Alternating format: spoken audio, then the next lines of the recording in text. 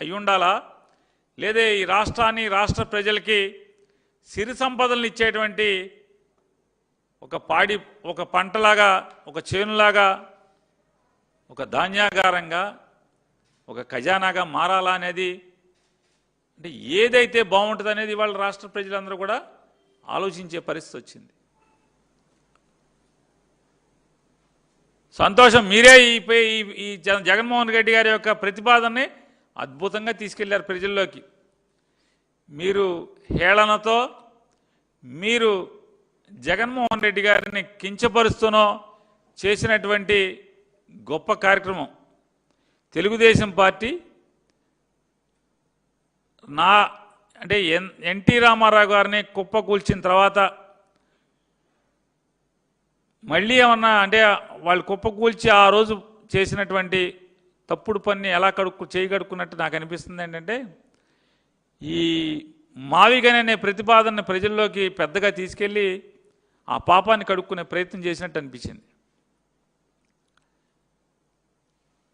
ఒక ఎంపీ గారితో నారా చంద్రబాబు నాయుడు గారు పాత వీడియోలు కష్టపడి ఎతికిచ్చి ఐఎన్పిఆర్ డిపార్ట్మెంట్తో, టీవీ ఛానల్ వాళ్ళతో, అందరితో ఎతికిచ్చి బొత్స సత్యనారాయణ గారు, ధర్మాన ప్రసాదరావు గారు ఈ ఇద్దరు జగన్మోహన్ రెడ్డి గారి గురించి ఏదో నిందలు, లేదా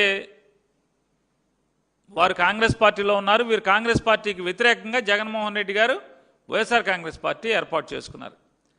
వారిద్దరూ మంత్రులుగా ఉండి, కాంగ్రెస్ పార్టీలో మంత్రులుగా ఉండి, వాళ్ళిద్దరూ జగన్మోహన్ రెడ్డి గారికి వ్యతిరేకంగా మాట్లాడారంట. వాటిని చూపించి ఇదిగో చూడండి, ఇదిగో చూడండి అని చెప్పి చంకలు గుద్దుకుంటున్నాడు ఒక ఎంపీ గారు. ఆ ఎంపీ గారు మళ్ళీ ప్రెస్ మీట్ పెట్టండి, నేను వీడియోలు పంపిస్తాను, నేను పంపించే వీడియోలతో కూడా ఒకటి పెట్టండి.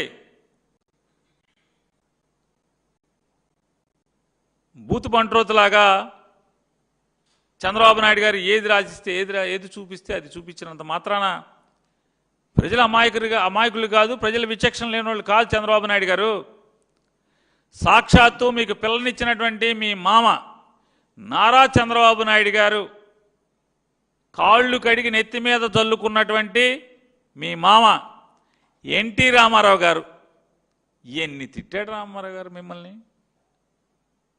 చంద్రబాబు గారు, రామారావు గారు తిట్టి తిట్టకుండా ఎన్ని తిట్టారు మిమ్మల్ని. అంత ఘోరంగా, అంత నీచంగా నారా చంద్రబాబు నాయుడు గారిని ఇప్పుడు వరకు వాళ్ళ అమ్మగారు, నాన్నగారు కూడా, ఖర్జూర్ నాయుడు గారు, అమ్మనమ్మ గారు కూడా తిట్టుండ్రు. అంత ఘోరాది ఘోరంగా ఆయన తిట్లు తిడితే ఇంకెవడనైతే అసలు జీవించడానికి కూడా ఇబ్బంది పడాల్సిన పరిస్థితి. ఎన్టీ రామారావు గారు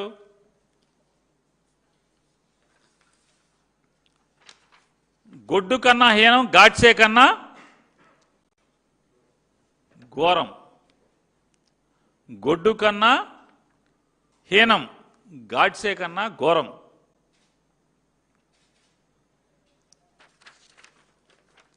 వారు ఏం చెప్తారు? అల్లుడైన కొడుకుతో సమానంగా చూస్తే తనను 73 వయసులో, అంటే నారా చంద్రబాబు నాయుడు గారు ఎన్టీ రామారావు గారికి వెన్నుపోటు పొడిచినప్పుడు, ద్రోహం చేసినప్పుడు ఎన్టీఆర్ గారికి 73 వయసు. 73 వయసులో మోసం చేశాడని ఆయన ఆగ్రహం వ్యక్తం చేశారు. పశువుకు గడ్డి వేస్తే, పశువు కింద గడ్డి వేస్తే అది తిన్నగా విశ్వాసంతో ఇంటికొచ్చి పాలిస్తుంది అని చెబుతూ చంద్రబాబు పశువుకున్నంత విశ్వాసం కూడా లేనివాడని విమర్శించారు ఎన్టీ రామారావు గారు.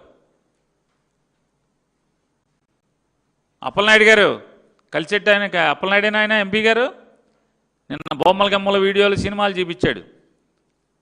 అప్పలనాయుడైనా ఆయన కలిసెట్టి చూస్తారా యాత్ర రేపు సినిమా మళ్ళీ నీకు పంపిస్తా. ఇవన్నీ ఎమ్మెల్యేలకు ప్రలోభాలు చూపించి కాసులతో అధికారం చేపట్టాడని ఆయన విమర్శించారు.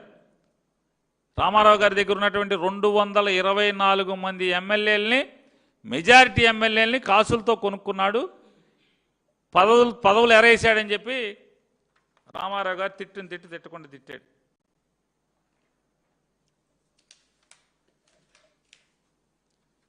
అభినవ ఔరంగజేబు చంద్రబాబు నాయుడు. అభినవ ఔరంగజేబు చంద్రబాబు నాయుడు.